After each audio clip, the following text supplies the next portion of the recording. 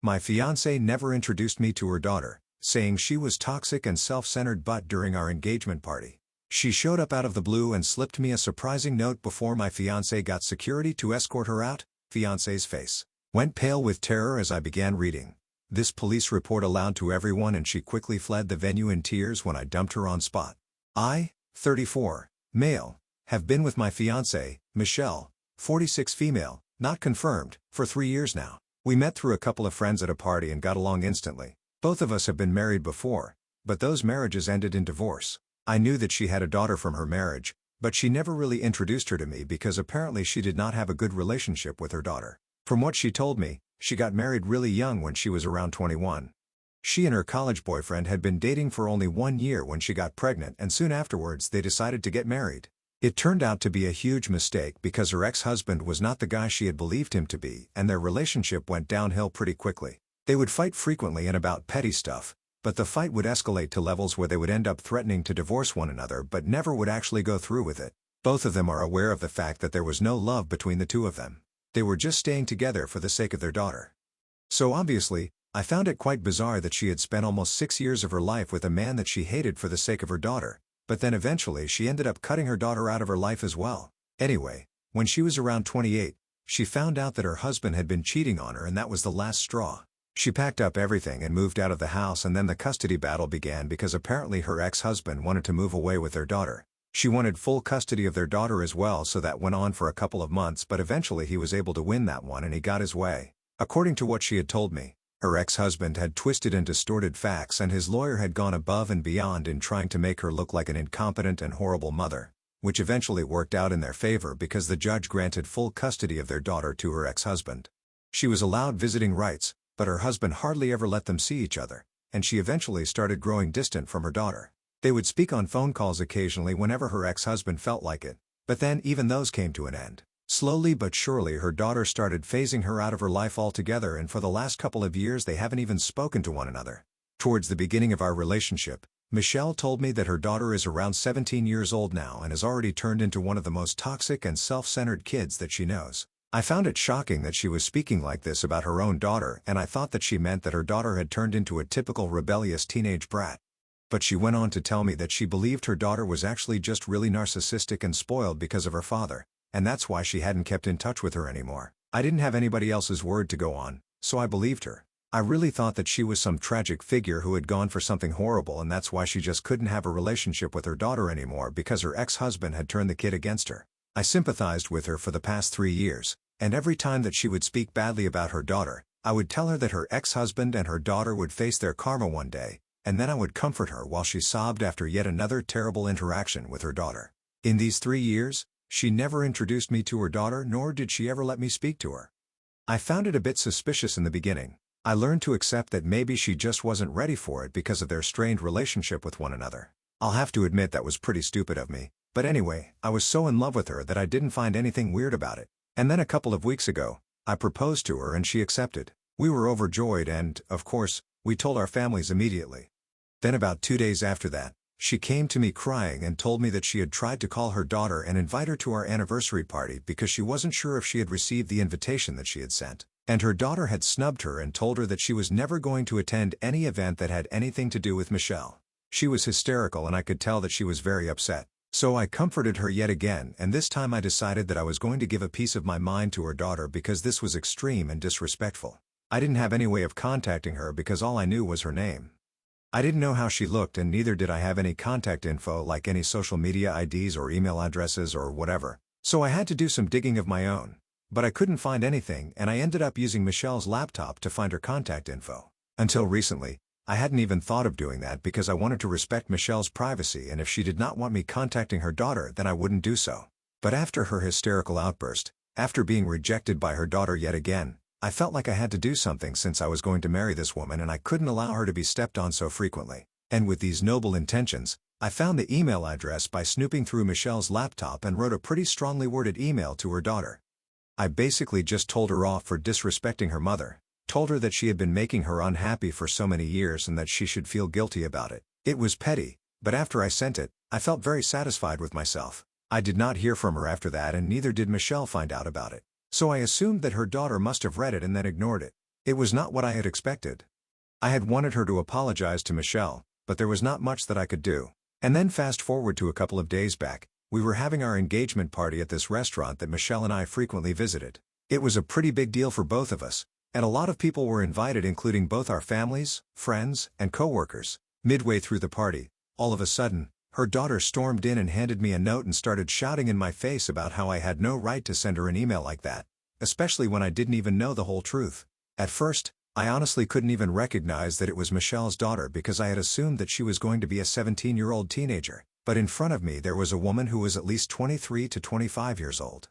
That was my first shock, and then when Michelle realized what was going on, she called security and had her daughter escorted out of the venue. But it was already too late.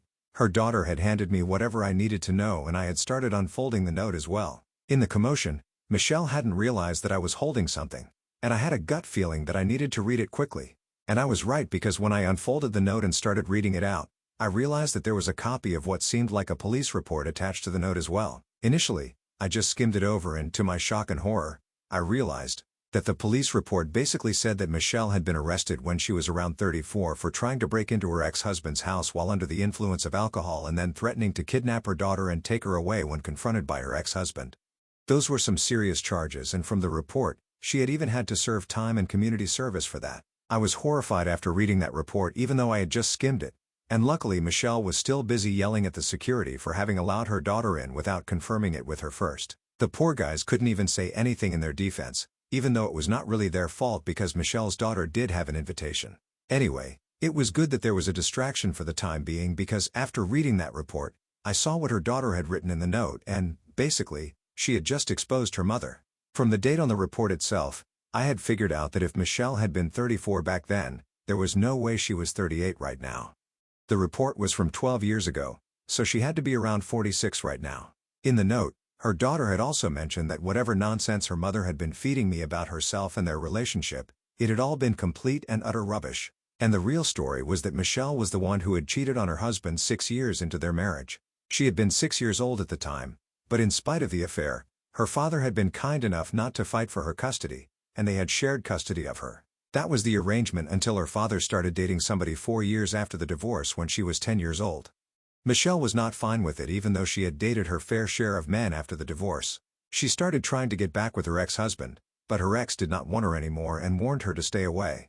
Michelle doubled down on her efforts when her ex-husband got engaged and started drinking to the point where she actually developed drinking problems. Then about a week before her ex-husband was supposed to get married, there was the incident that was mentioned in the police report, and that was the last straw because he couldn't allow Michelle to hurt their daughter. So he filed for full custody, and it was pretty easy for him to manage that, particularly after that incident.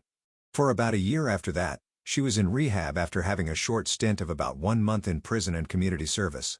She sobered up in rehab and tried to re-establish contact with her daughter after requesting her ex-husband to allow it. At first, they only had supervised visits and everything was going well, but then out of the blue, she started hitting on her ex-husband again and begging him to come back every time she would meet him under the pretext of meeting their daughter. That creeped him out, and he stopped allowing his daughter to see her because that would mean having to see Michelle as well. And then eventually, Michelle sent a very hateful message to her ex-husband's wife while she was expecting, wishing unspeakable things on their baby that I don't even want to mention here.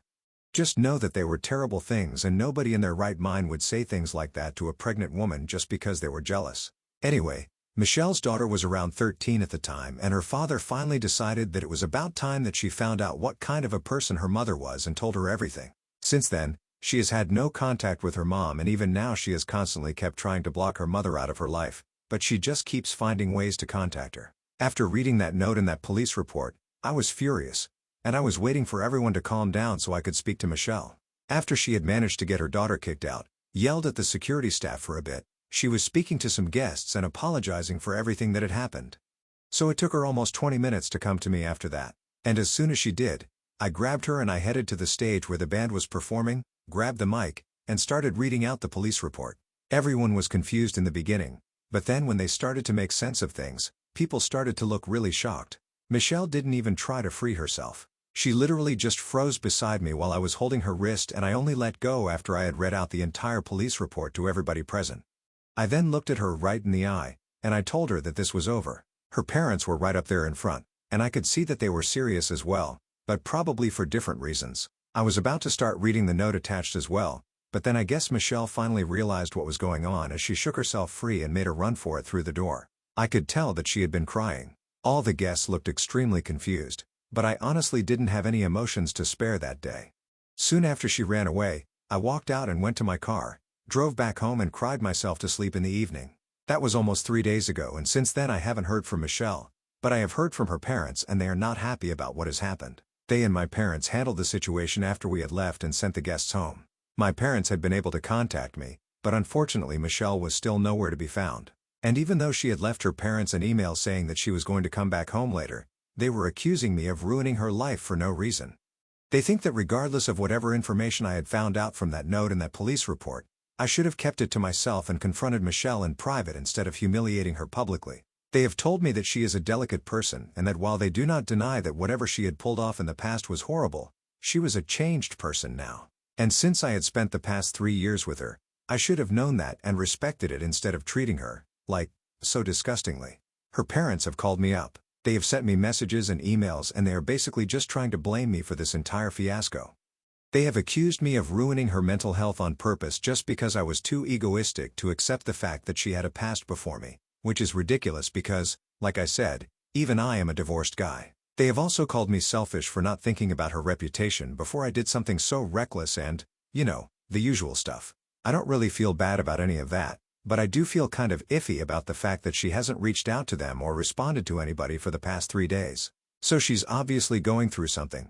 And I can't help but feel that I might have caused unnecessary drama by humiliating her in public instead of just confronting her in private and breaking up with her without the added humiliation. Her parents still have a point about one thing.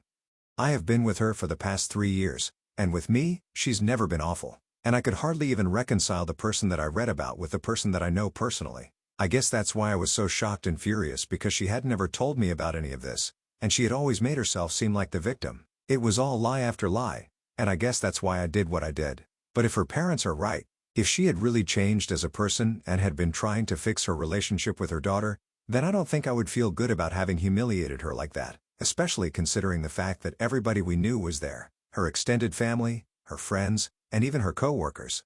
Everybody deserves a chance to change, and I don't want to be the kind of guy who holds the past against people, but I also don't want to be played for a fall, and I just feel like the situation is really weird for me right now. More than anything else, I feel worried for Michelle because obviously she's not stable right now and judging by her past she might do something rash and stupid, and I really don't want that because I wouldn't be able to stop blaming myself if she ends up hurting herself or even worse somebody else. I really don't know what to do and I feel like I'm the bad guy here somehow. But I just don't understand in what way exactly.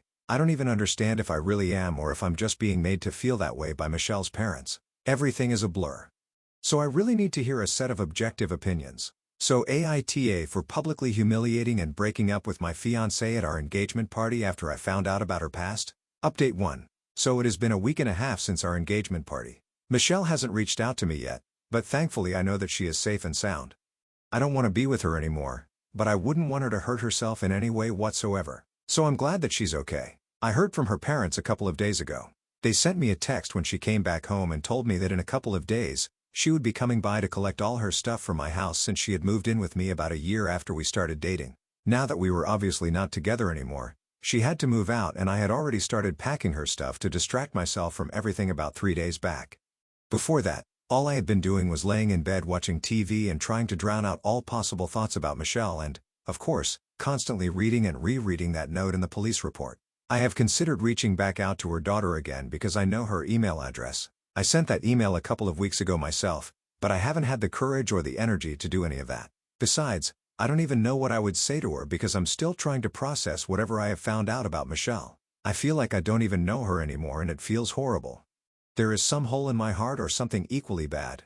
I have heard from my parents, my family, friends, and even co-workers, and they have told me to stay strong. They've sent me messages of consolation, and I'm glad that there are people who are there for me. But, honestly, I just want to be left alone. Michelle and her parents haven't shown up yet to collect her things, and I'm planning on going back to work tomorrow because I obviously cannot allow myself to fall apart over this one thing. So I've texted them, and I've told them that if they do intend on coming by at any point, they need to inform me beforehand because I've changed the locks, and I'm going back to work soon.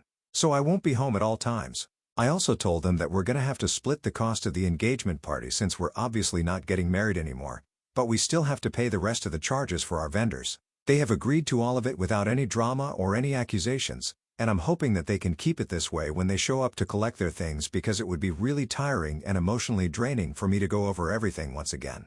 Hopefully they'll do it soon enough so I can try to move on. Update 2. Hey, it has been 5 days since my last update, and today, in the morning, Michelle's parents finally texted me and they told me that they were going to be coming over in the evening to collect her stuff. I was cool with it because I had already packed away a lot of her things, and I left work early so I could head back home in time for Michelle and her parents to arrive. And about half an hour after I got home, she and her parents showed up. I was actually shocked to see her because even though it had been just a couple of days since our engagement party, she looked insanely different. There were bags under her eyes.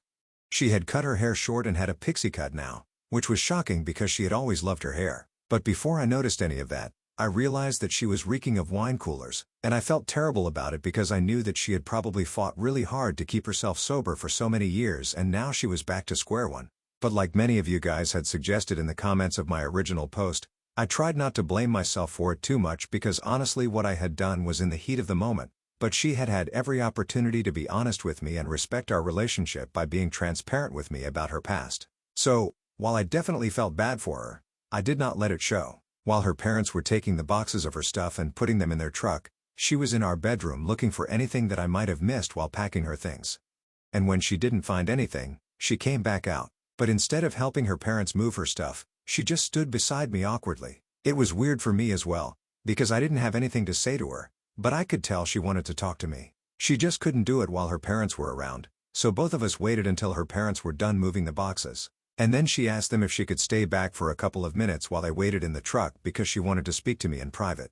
It was evident that this had not been discussed beforehand and they looked a bit upset about it, but they didn't say anything. By then it had become very obvious to me that her parents hated my guts and I couldn't even blame them. I'm the guy who humiliated their daughter in front of their entire family and they're probably going to hold that against me forever. But, honestly, that doesn't really matter to me. Anyway, after her parents had walked back to the truck, she slammed the door shut and fell to her knees all of a sudden.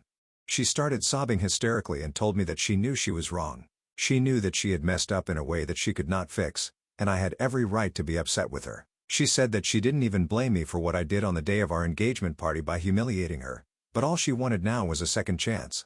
She told me that she knew that her parents had been bothering me after that day, blaming me for ridiculous stuff, but she knew that it was not my fault and she had convinced them not to get on my nerves anymore. She said that she had been very upset with me, with herself and even with her daughter, and that's why she had ended up cutting off all her hair and drinking once again, even though she had promised herself that she was never going to drink again, especially after her daughter had cut her out of her life several years ago.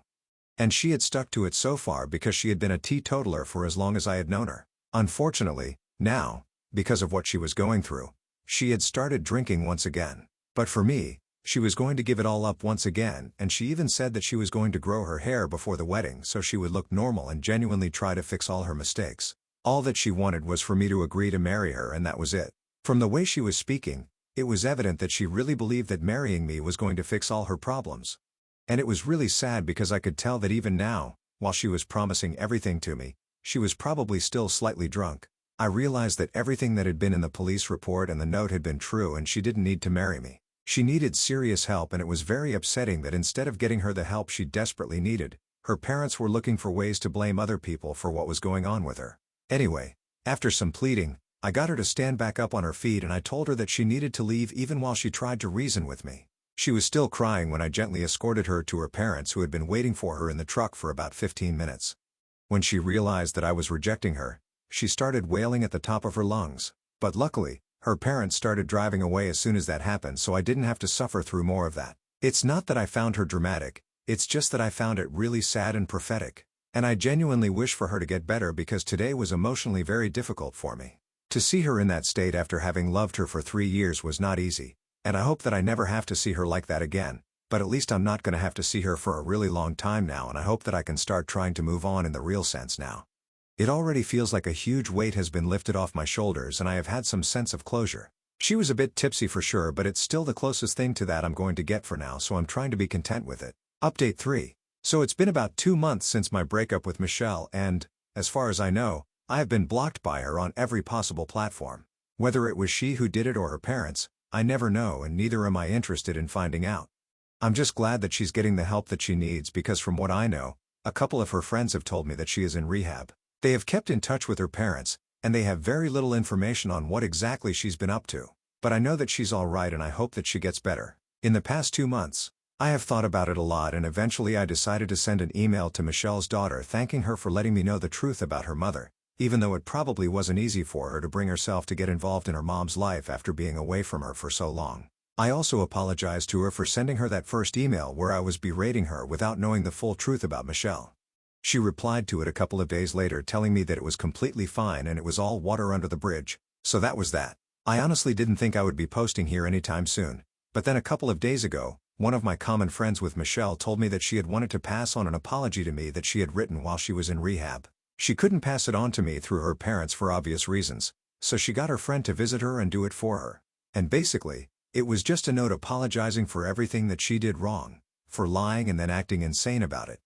I told my friend to tell her that I forgive her for everything, and I guess this is finally the closure that I needed, which is why I wanted to talk about it here. I've been trying to get my life back on track for the past 2 months, and it's been going well so far, and I'm hoping that it'll go even better in the future.